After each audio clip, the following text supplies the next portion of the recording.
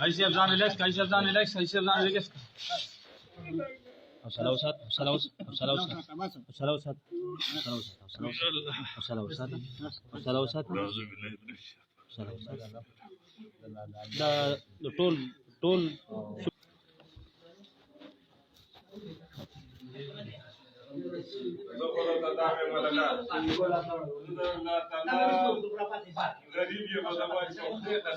دا د ریحان زیب د په کور کې د روژه ماتي ټایم دی.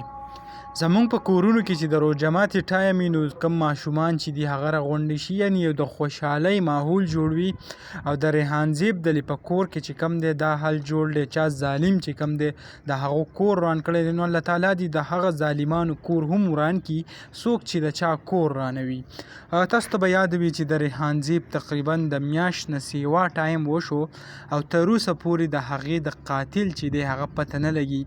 کم مور او پلار چې وو هغو دا امید و چې د پاکستان تحریک انصاف حکومت به په دې صوبه کې راشي نو موږ ته به انصاف میلاو شي، خو د بده مرغه د هغو حکومت چې راغی نو هغه هم په خپلو سختو دي او د ریحان زیب مور او پلار او د هغو کم سوچ چې دی هغه یې لرې کړی دی.